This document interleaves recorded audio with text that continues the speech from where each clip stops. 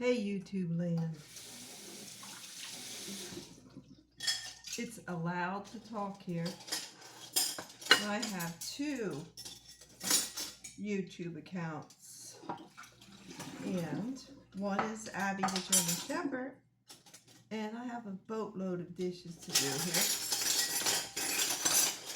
2 days worth. So, is it noisy enough? I'm going to talk while I do dishes. Let's move this cup here. My husband's favorite cup. It's a Yeti. Yeti, Yeti, Yeti, Yeti, Yeti, Yeti. He likes his Yeti. He got it for Christmas from my one daughter, from his daughter. So, today on YouTube, I might post this on Allowed to Talk and Abby the German Shepherd. I know I'm making a lot of noise with this silverware, aren't I? I know that sometimes talking is therapy, and I was going for counseling when I was going for counseling in Alabama, down there in Prattville. And pronouncing stuff's hard. We all have our different voice slangs and stuff, so we'll let this water get warmer.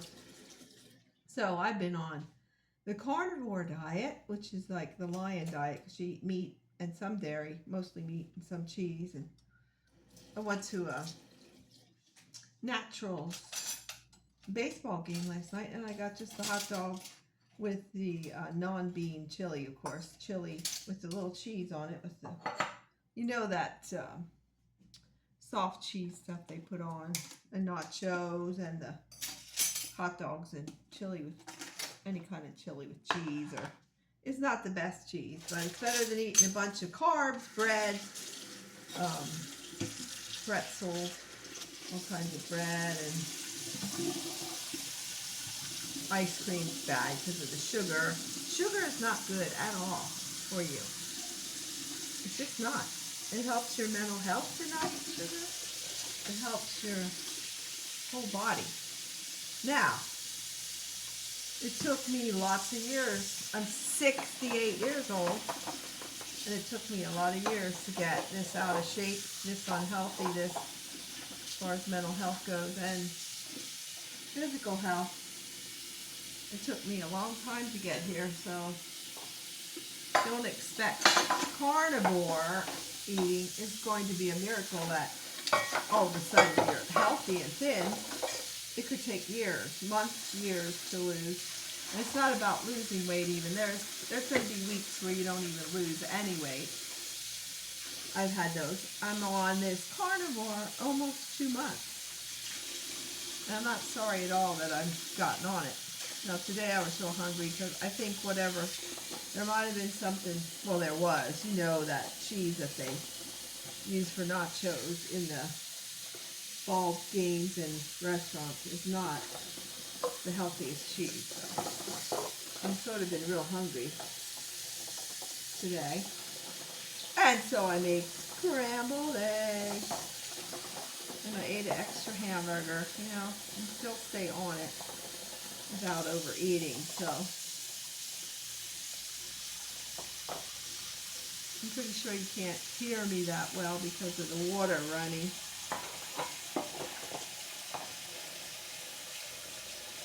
So this is how many dishes I have. You'll find out a lot. I do have a bottle brush for these cups.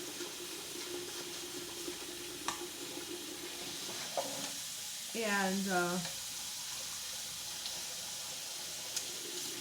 so far I lost 8 pounds and I feel better. It's almost 2 months.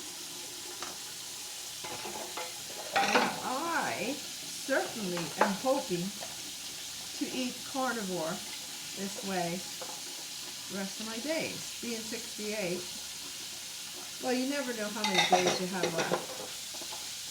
I've talked to people who said they just did such and such with their family, and 2 weeks later they weren't there, they died, and you didn't expect it, but because some of their family members are only in their 60s.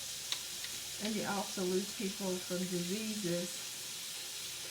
But I do believe there's cures out there, but the big pharma, in my opinion, I'm allowed to have an opinion. Somebody's just not telling it all the whole truth. But who that might be. I'm not going to say it is a pharmaceutical. So,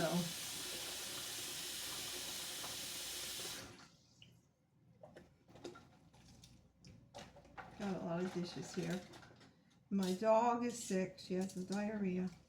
And I worry that where I live, somebody might poison her because she barks at those feral cats a lot.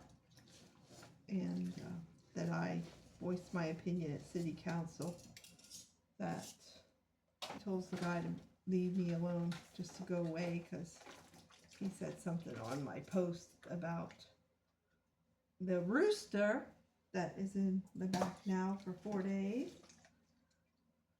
that I got so worked up about a rooster. Yeah, that's how it is. If it's not in their yard or their life, then you're supposed to live with it. And also a girl that used to live across the street from where I live, she was on the other side of the street on a different block. And she said she had 2 German Shepherds and they weren't bothered by the cats. Well, the cats sleep in my neighbor Sharon's back. They never come out of their house. And they sleep back on their porch, all the ferals and a lot of the ones that people just let out of they let them out of their house to do their business. And the cat, you're letting it out. You don't, say you don't have a litter box and you just let your cats out every day. And they don't stay in your yard because it's tiny. And they go, to make it a long story short here, when we moved here, there was a lot of cat poop in the back area where we park, and my dog was digging it up and chomping on it, and she eats anything, so that's a sad situation. But I don't want cats. My husband's allergic, highly allergic to cats. He can't breathe when they're around him, so I just went to city council. My husband went with me. But then I had this thing against the whole township and against anyone who, like she said, she moved to Texas because they wanted more land. They didn't stay in Kansas but they had no trouble with feral cats. And if they saw any, they mostly kept to themselves. Where are they crapping? Because you don't care if they're not seen by a vet or taken care of. And they just go wherever they want. This isn't Green Acres or a farmette. Our lots are like, at the most, a 1/4 acre to a 1/2 acre. There's not many bigger than that, and we're sort of crammed in here, and there's no reason to have 12 feral cats. The reason there's 12 now is because 2 of them just had kittens. And as long as you don't spade or neuter, there's going to be more and more kittens, more cats around. And then they're doing the remediation because there's lead content in this land because it was a mining town for lead, Galena. So they're doing my neighbor Sharon's yard, and she's older, like 80-some.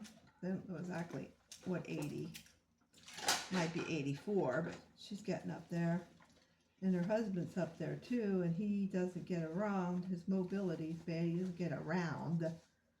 Speak proper English now, Kate.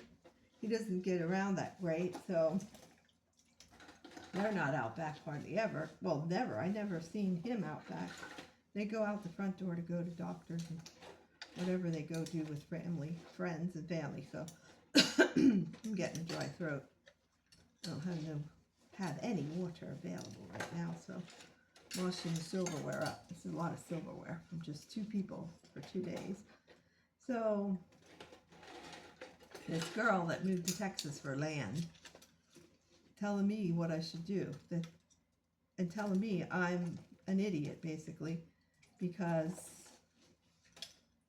her 2 German Shepherds never barked at the cats. Well, each dog's different, and my dog hates cats. I think he feels the vibes from us. She does, Abby. Abby the German Shepherd. So she feels the vibes. We don't like cats, and she'll bark like sometimes 5 minutes or longer. So I'm fearful she might have the diarrhea because someone, I don't know, tried to poison her. I just get crazy. I know I'm a worry wart. And my husband's mad at me because when they were doing the last day of remediation, the one guy with the beer belly, so I'm saying it looks like he was out drinking all night. And I'm not one to talk about weight because I'm overweight. But he picked up a bunch of like 2 or 3 pieces of wood and threw them up in our yard. And I was going to yell something out, and my husband said I was irrational and basically telling me, what good does it do? It doesn't do any good, but I was angry and I was going to yell out to stop throwing it in my yard. But I understand that it wouldn't have done any good. He would have just said he didn't do anything wrong and he was going to get it later, which he didn't get it later because I didn't yell out because my husband was tearing me a new butt, ripping me a new butt about it. So, but I just said the way he went about it, saying I was being a little bit irrational. He didn't say it's okay to be angry. He just acted like I'm crazy. So that's where we're at. That's okay. My whole family told me I was crazy when I try to defend myself or say this went down or that went down. I lived my childhood. The ones that were older and out of married or doing their own thing in Washington, D.C., they have no idea. And the sister that's a year and 5 months older was with Patsy, my cousin. So anyway, enough about the childhood thing. I went from saying nothing to defending myself over the edge. I defend myself about everything, and big time. So my husband doesn't like it at all. So today I was watching.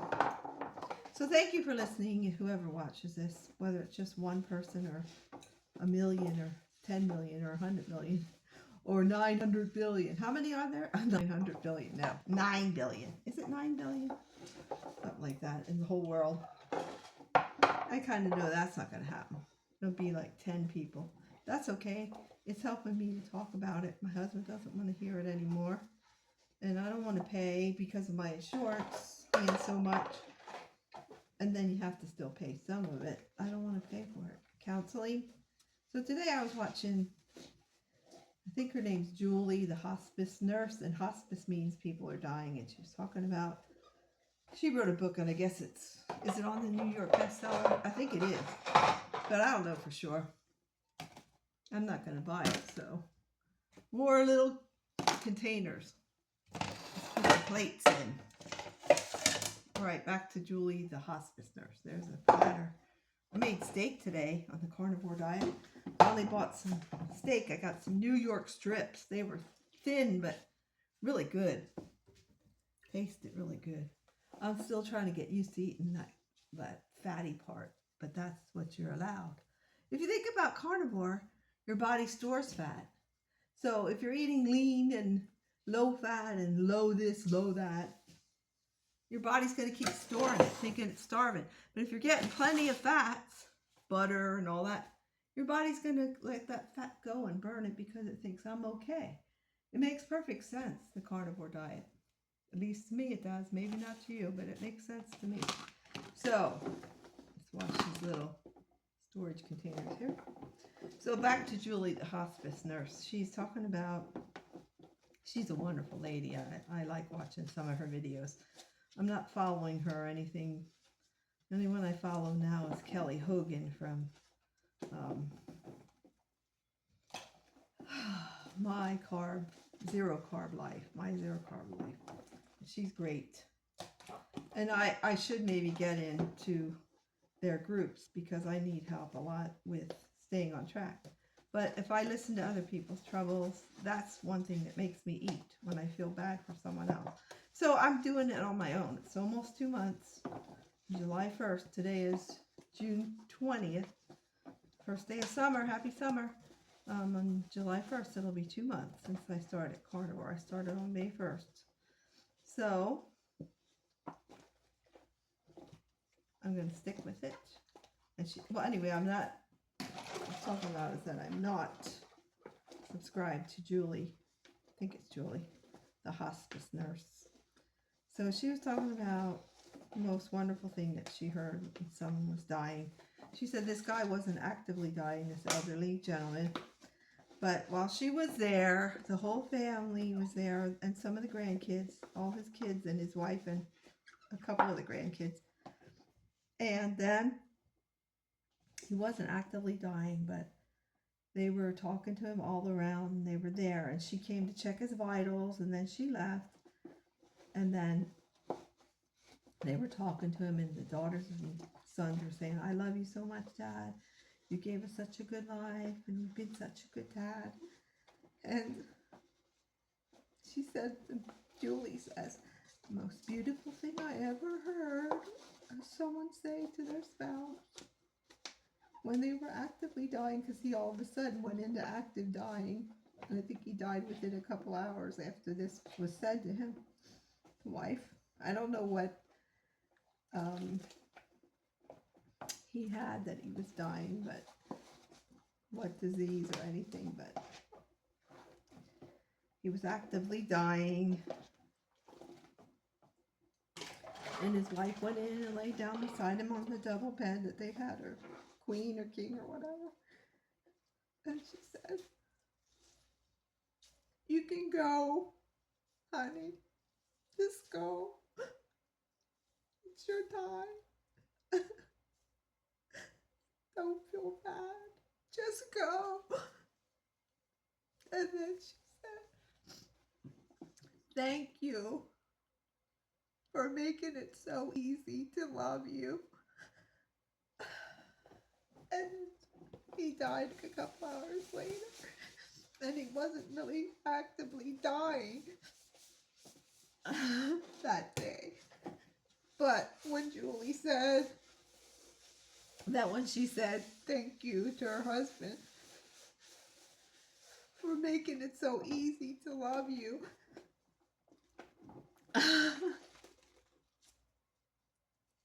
I cried right then as I was watching her video, because I'm gonna honestly tell you, it's not easy to love me. It's not. But you know who loves me anyway? Jesus. He loves me no matter how hard it is to love me. And it is. I've been a bitch. A total bitch. And I'm not going to go into detail of why. But I've been so horrible. They say don't let bitterness take over. Don't be bitter. Reconsider. What? That people are nasty and they have to have someone to pick on, so they pick one of the family members to be a scapegoat or a black sheep, or someone who is wrong even if they didn't do anything wrong. You say something about the wrong someone else did, and then you're the bad. So I tried writing books, put them on Amazon. My Allowed to Talk, I have over 3,000 subscribers, but I got real close to 4,000 hours, like 3,000 and some, but even 3,500 and some, I think. But now I said that there's something wrong with the counting of Facebook. The algorithm must be messed up, and that they're not showing, there must be a glitch, and they're not showing all the views. So I got sort of blackballed by them. Not sort of. Why am I saying sort of? I've been blackballed.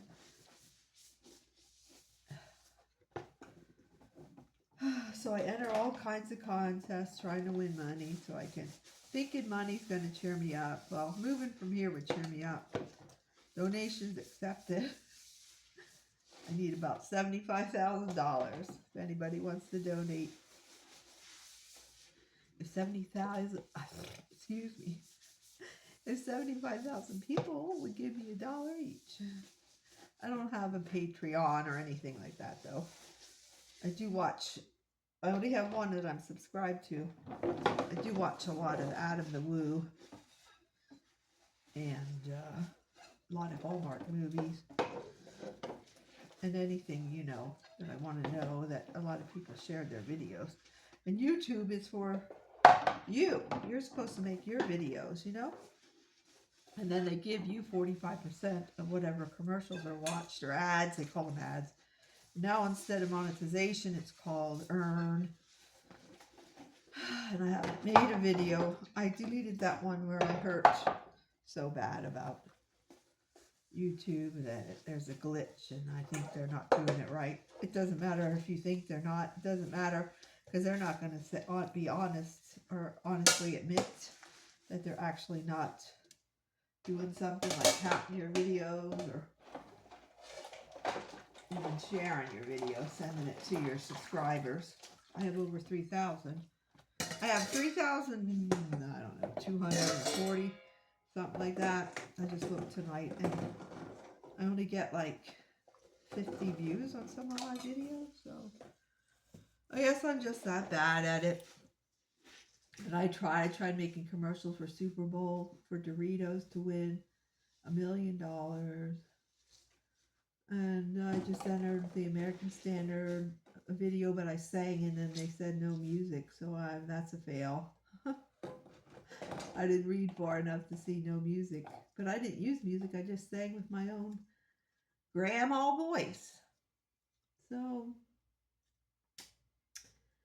I guess life isn't fair. It never will be as long as there's a broken world. But I think even with my dad being so harsh as he got older, my sisters were just trying to survive the only way they could. And if it meant I had to go down, I had to go down. And they called Dad an old effer. And they said it. And I asked, it was 4 then, when it first started as me being the tattletale. I'm 4, and I asked my dad what an old effer is. F-U-C-K-E-R. And then he said, where'd you hear that then, little Kate? And I said, oh, well, it was my sisters. They said that about you, because you were telling them to go down and milk the cows. And then he had them come in, and I had to watch them get a beating. Good spanking, I call it a beating in today's world. They got a good spanking. Right in front of me. And then when they weren't watching me at the store, the 3 sisters that took me, and I walked out the door to walk home because they were 2 aisles away and I couldn't find them. Only 4 years old then. I had to hear that I ran away. The cop told me I ran away. And they called the cops, and then anyway, it's a long story. And then when I see stuff and I'm the truth teller, and then I take scripture on the bed when I'm 14, then I'm the bad for making someone feel bad. Nobody told me a diddly squatting thing about it. But I'm the bad, crazy scapegoat. You do what you gotta do to survive, so I had to shut up, be seen and not heard. Well, I'm allowed to talk. I'm about 2/3 done with the dishes. I just have 3 pots and pans yet, and a big bowl of nothing. So, I hope you're doing what you can to survive, having a good life, and no matter what tomorrow brings, trust in the Lord. I do. He is my everything, because humans are nasty. Keep singing, dancing, making music, and having fun.